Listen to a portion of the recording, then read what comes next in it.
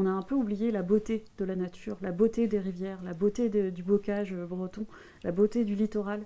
Et pourquoi en fait on le défendait? Pour nous c'était tellement évident pourquoi on le défendait qu'on a oublié de le porter haut.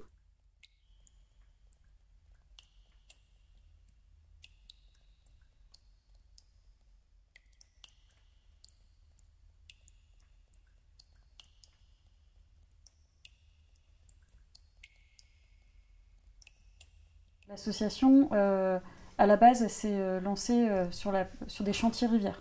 Dès le début, on a eu des centaines de personnes, des écoles qui se retrouvaient au bord de la rivière pour essayer de la restaurer, de la protéger, se mettre la main à l'ouvrage.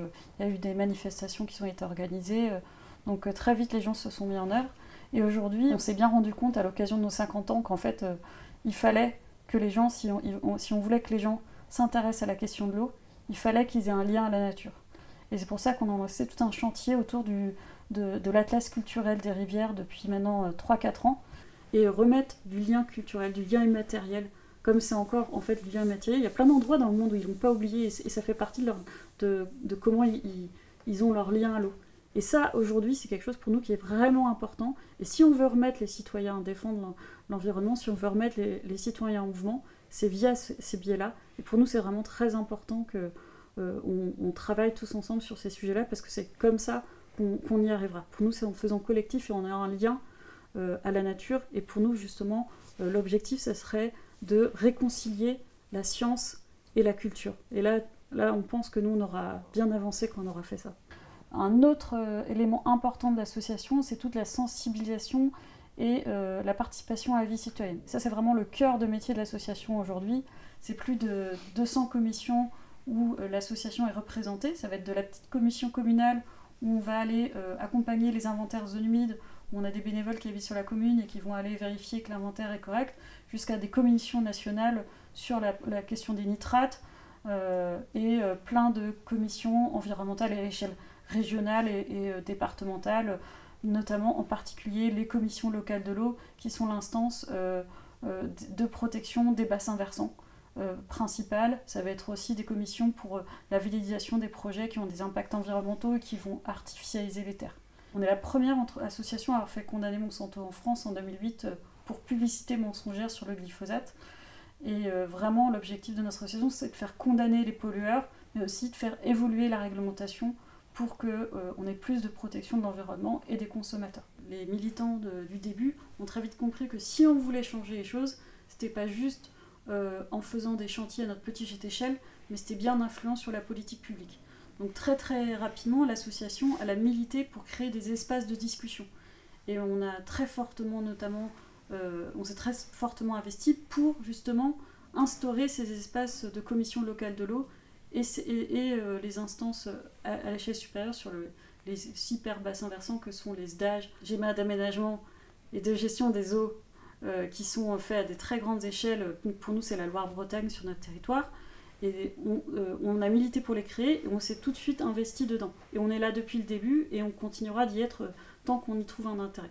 Quand on arrive dans ces instances-là, nos militants, les bénévoles, ils n'ont pas forcément travaillé toute leur vie dans ces instances-là. On est face à un état de techniciens, on est face à des chercheurs, on est face à des représentants du monde agricole qui connaissent très bien les techniques qu'ils veulent mettre en place. Et donc il y a eu un besoin de formation pour nous très rapidement. Donc pour ça, c'est vraiment quelque chose d'important de tout le temps réfléchir à qu'est-ce qu'on veut défendre. Et donc ça nécessite vraiment tout le temps de former, de rencontrer les acteurs. Ça veut dire qu'on va aller voir les experts du sujet. On va les inviter à venir détailler ce qu'ils ont su, soit on va aller sur le site. On peut aller dans une exploitation agricole qui est dans un territoire bassin algues vertes pour comprendre qu'est-ce que ça signifie comme changement de système si on va avoir une exploitation qui soit viable économiquement mais qui n'a pas un impact important sur l'environnement. Le cœur de métier pour nous des salariés de l'association, d'accompagner les bénévoles dans cette formation continue parce que pour nous, on pense qu'on apprend à tout âge. On apprend sur les choses très techniques, mais on s'émerveille à tout âge. Et pour nous, ça, c'est vraiment hyper important.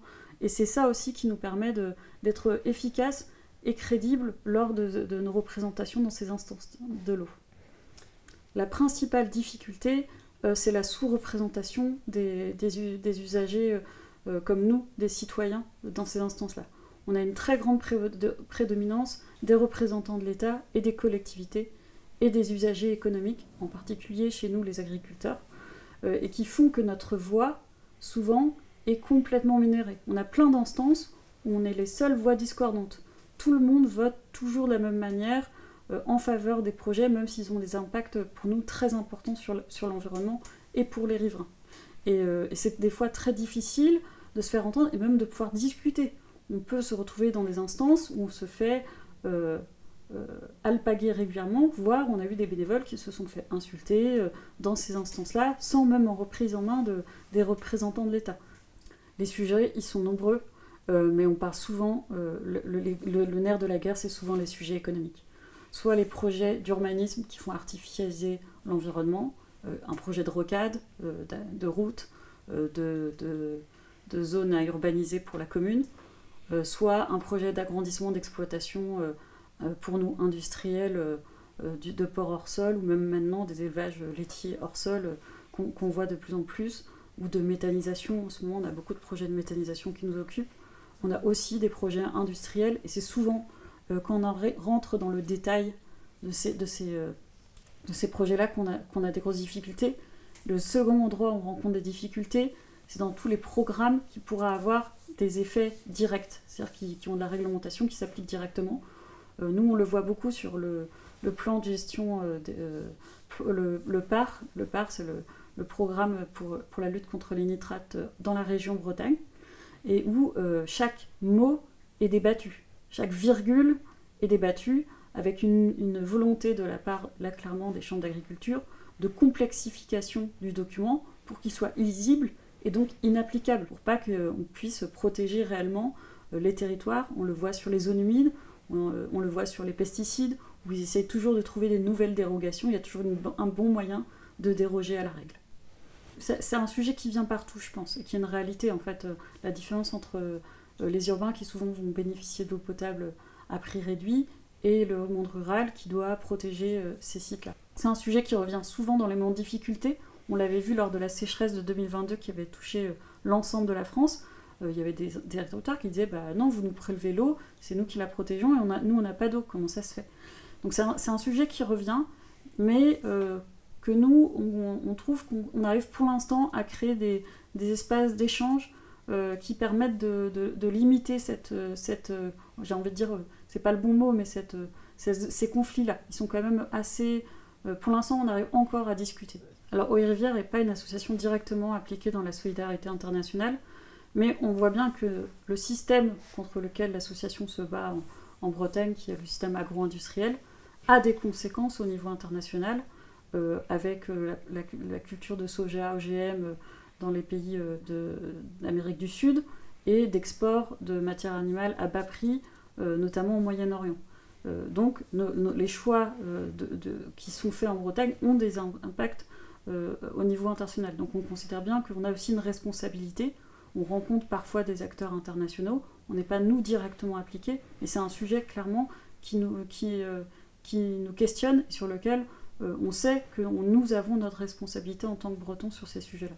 Et donc échanger avec d'autres acteurs, pour nous c'est important. Donc nous on est membre notamment de France Nature Environnement, qui est la première association de protection de l'environnement en France et qui fédère la plupart des associations et qui elle-même relaie au niveau européen des problématiques françaises.